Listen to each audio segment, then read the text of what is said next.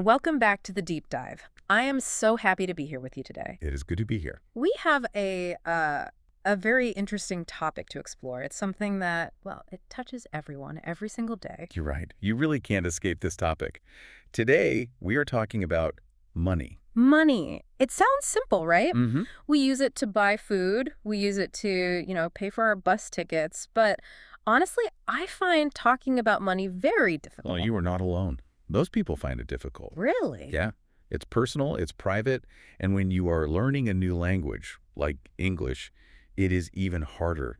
There are just so many special words. Exactly. I get confused sometimes. I look at my bank statement and I see words I just do not know. It can feel a little scary. It can. So I wanted to do something different today. I wanted to take a deep look at money, but keep it simple. That is a great plan. We need to understand the words to understand the money. I agree. If we understand the words, we can control our life better. So to help us do this, we are not just going to, read a dictionary. That's so boring. Very boring. Instead, we're going to look at the lives of two real people. Yes, we studied the lives of two friends. Yeah. Their names are Mike and Sarah. And we looked at everything. Everything they do with their money. Yeah, I looked at their jobs. We looked at their shopping lists. We even looked at their secrets. We did.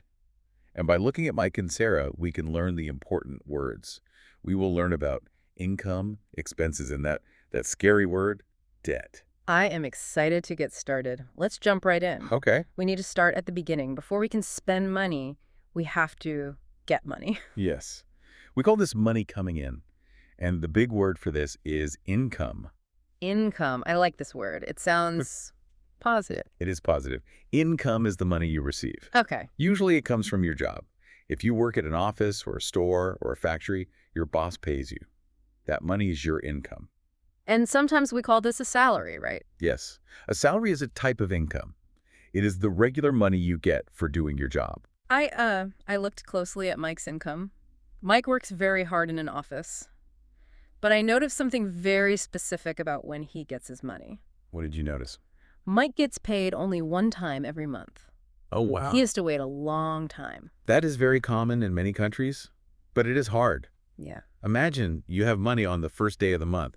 You feel rich. Yeah. But by the last day, you might have, $0. I found that Mike loves the last Friday of the month. He calls it payday. Payday is a happy day. It is the day the numbers in his bank account go up. Mike told me that on that Friday, he feels like a king. He wants to buy pizza. He wants to go out. But he has to be careful. Right. Because that money must last for 30 days. Now, compare that to Sarah. I studied Sarah's banking. She has a different schedule. Yes, Sarah gets paid every 2 weeks. So she gets paid twice a month. And this changes how she feels. She gets smaller amounts of money, but she gets them more often. I think I would like that better. Me too. If I spend all my money, I only have to wait 2 weeks for more, not 4. It does feel safer for many people. It helps you manage your money. But whether you or Mike can get paid once or Sarah and get paid twice, It's the same thing. it is all the same thing. It is all income. Okay, so we have our income, the money is in our hands, we feel good. Right. But now comes the hard part. The money has to leave. Yes. This is the reality of life. We have to live. And living costs money. So what do we call the money that goes out? We call that expenses. Expenses. That sounds like a serious word. It is simply everything you pay for. A burger is an expense. A movie ticket is an expense. A new pair of shoes. Is an expense. I see. Exactly. I looked at the list of expenses for Mike and Sarah, and there is one expense that is just huge. It is much bigger than anything else. I think I guess what it is where they sleep. Yes. It is rent. Rent is the money you pay to live in your house or apartment. Unless you own the house, you must pay rent. I was shocked when I saw the number. Sarah has this nice apartment, big windows, safe area, but she pays 40% of her income just for rent. Think about that. 40%. It's so much. If she works for 10 hours, she works 4 of those hours just to pay for her house. That makes me feel tired just thinking about it. It is a lot. Housing is very expensive in big cities. What about Mike? Well, Mike tries to save money. His apartment is smaller. It is not in the center of the city. But he still pays 35% of his income. So even for a small place, it costs a lot. It does. This is the biggest fixed expense they have. That is a good term. Fixed expense. Let's explain that. Okay. Fixed means it stays the same. It does not move. So Sarah's rent is the same in January, it is the same in February, it is the same in March. Exactly. And this is actually a good thing for planning. How so? Well, Sarah knows exactly how much money she needs for rent. It is not a surprise. Right, I see. But there are other bills related to the house, aren't there? It is not just the walls and the roof. No. You need lights. You need water. You need heat in the winter. And what do we call those? We call these utilities. Utilities. That is a useful word. Yes. Electricity, water, gas. These are utilities. Now, I notice something funny about Mike's utility bill. His rent is fixed, always the same, Mm-hmm. but his electricity bill, it goes up and down. Oh, why is that? Well, I looked at the month of July. It was very hot. And Mike hates the heat. Good. So he turned on his air conditioning, and he left it on all day and all night. Oh, I bet that was expensive. It was. His bill jumped up to $120 just for that month. And in the winter. Much lower, maybe $60. So utilities are a little bit variable. They can change. Yeah. But we usually count them as basic house bills. There are two other bills that Mike and Sarah pay every single month. They cannot live without them. Let me guess. The internet. Yes, the internet. They both pay about $60 for fast internet. They need it for work, for watching movies. For everything. And the other one must be their phone. Correct, the mobile phone bill. That is about $50. These are modern necessities, aren't they? 20 years ago, maybe people did not have these bills. But today, they are fixed expenses. You Yeah. pay them every month, just like rent. So we have a roof over our head, we have lights, we have our phone, but we are hungry. We are hungry. We need to eat. Ah, food. This is my favorite topic, but it is also a place where money disappears very quickly. This brings us to a new type of cost. We talked about fixed expenses. Right? Now we need to talk about variable expenses. Variable. That means able to vary or, able to change. Exactly. These are costs that change every week. You have a lot of control over these numbers. And the biggest variable expense is groceries. Groceries. The food you buy at the supermarket to cook at home. I looked at Mike's shopping cart. I saw what he buys. What's in there? Milk, bread, eggs, and cheese. Basic things. I saw Sarah's cart too. She buys a lot of vegetables. She likes spinach, carrots, tomatoes. They both spend about $300 a month on groceries. Is that a lot? It is a pretty normal amount for one person. But I noticed something interesting. Healthy food is expensive. I saw that too. Sarah wanted to buy fresh strawberries. They were $6. Wow.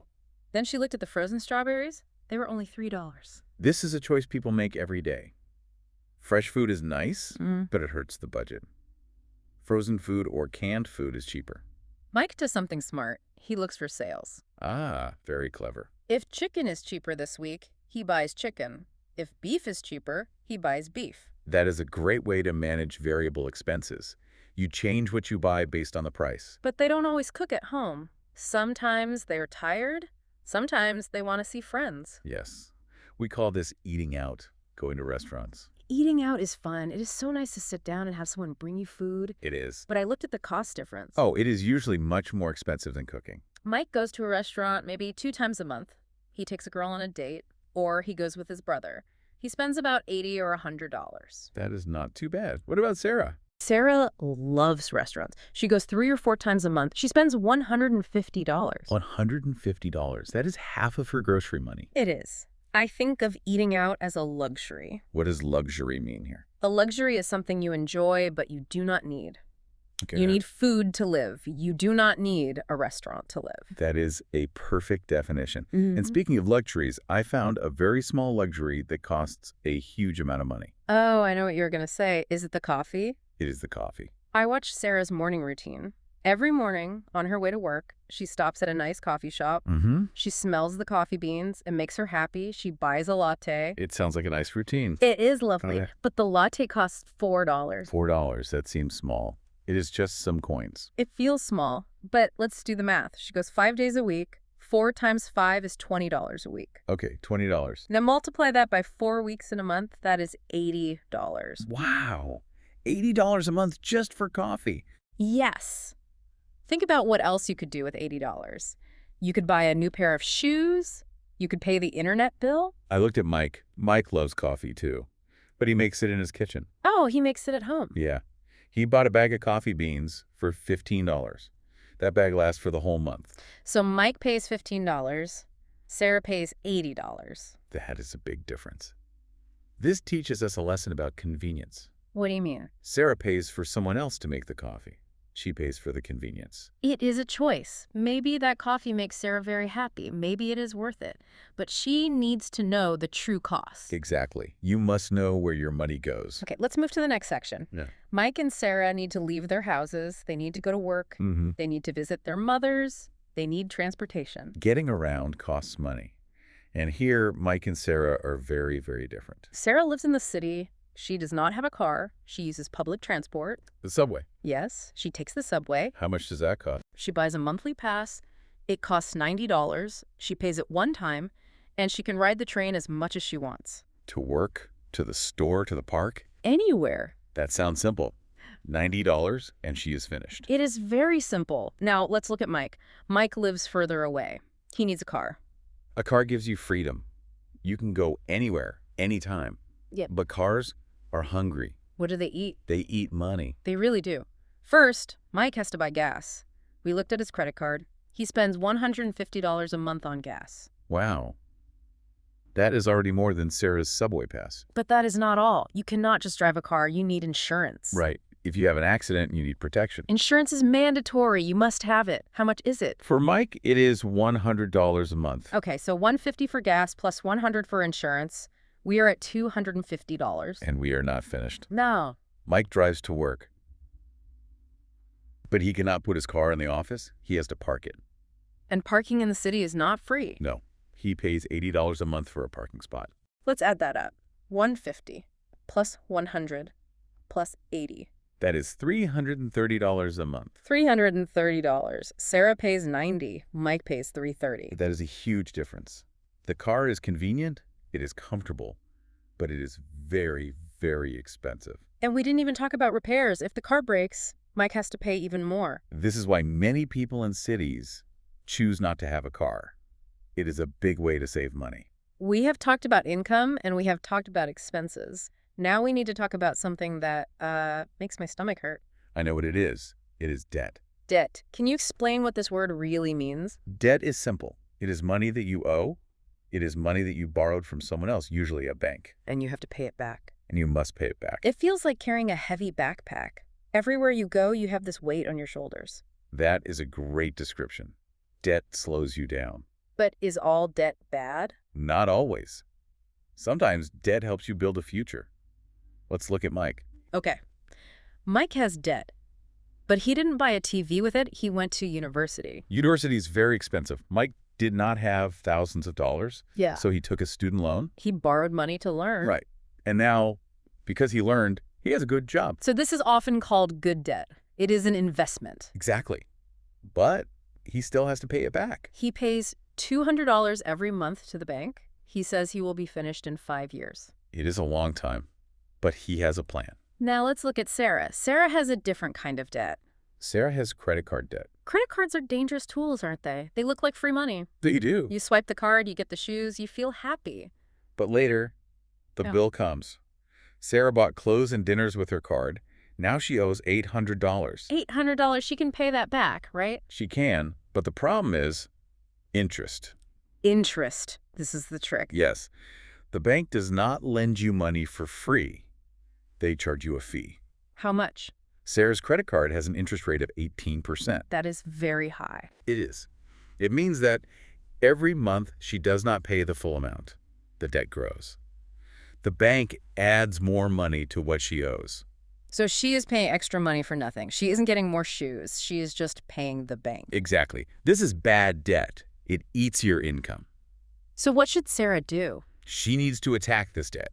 She should not pay the minimum amount. She should pay as much as she can right now. She needs to stop the interest. Yes. Get rid of the bad debt as fast as possible. No. Let's imagine Mike and Sarah pay their bills. They pay their rent. They buy their food. Do they have anything left?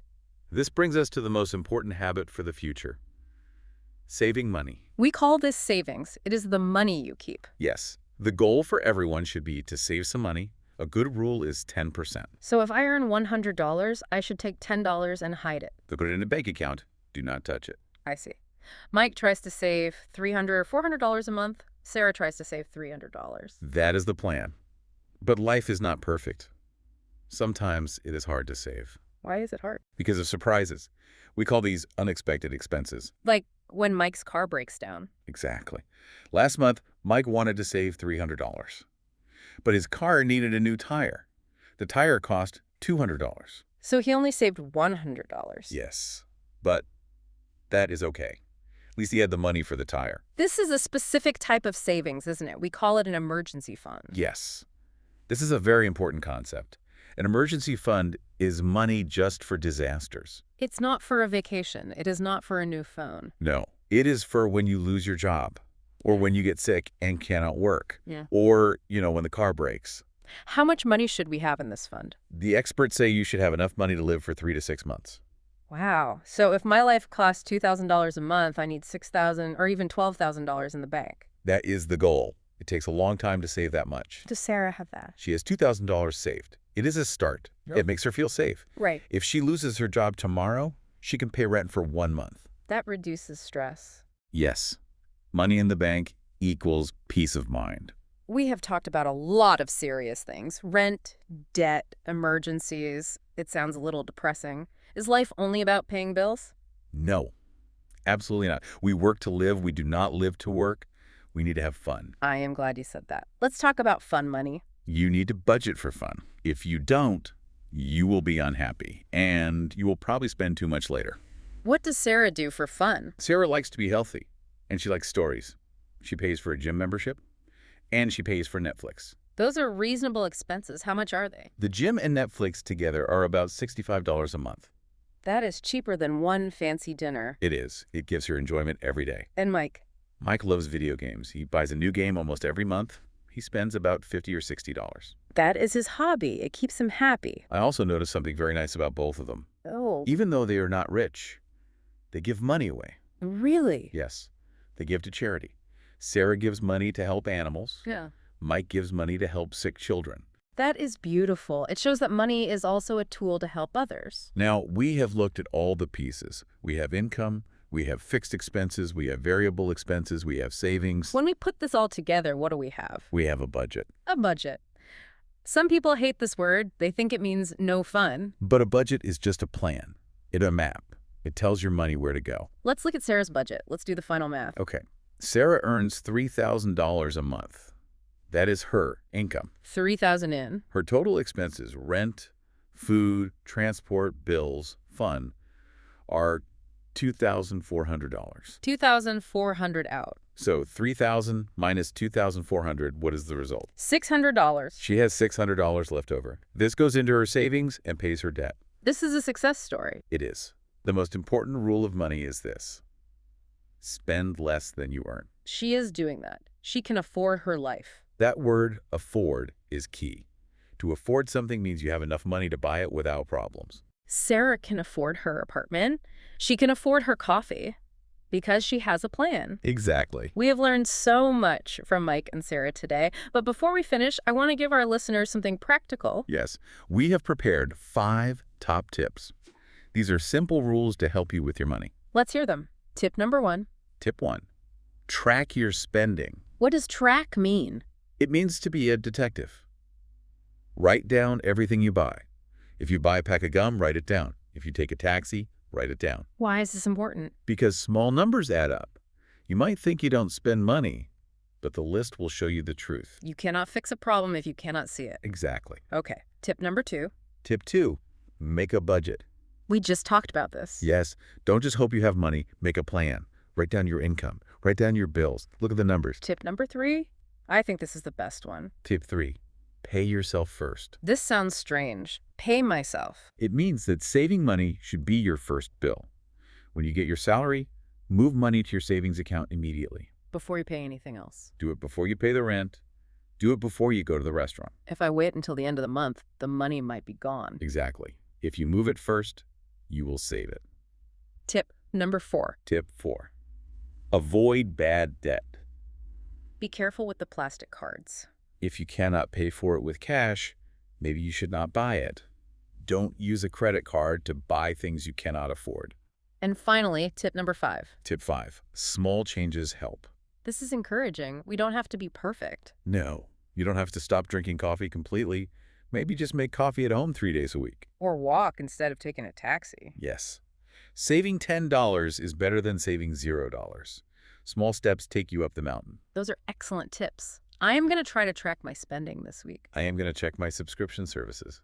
Maybe I am paying for something I do not use. That is a good idea. We have covered a lot of ground today. We have. Let's do a very quick review of the vocabulary. Yeah. We learned 6 big words today. Okay, let's list them. The first one was budget, the plan for your money. Then income, the money coming in. And expenses, the money going out. Don't forget debt, the money you owe to others. And savings, the money you keep for the future. And the last one, afford. You have enough money to buy something. If you know these words, you can understand almost any conversation about money. I feel much more confident now. Good. Me too. I have a challenge for everyone listening. Oh, I love a challenge. What is it? I want you to look at your life. Find your biggest expense. Is it your house? Is it your car? Is it food? And try to use the English words we learned. Look at your receipt and say, this is an expense. Look at your paycheck and say, this is my income. It takes practice. It does. Saving money takes time. Learning English takes time. But you are doing it. Thank you so much for joining us on this deep dive. We hope you feel a little better about your wallet today. Goodbye, everyone. Be smart with your money. Goodbye.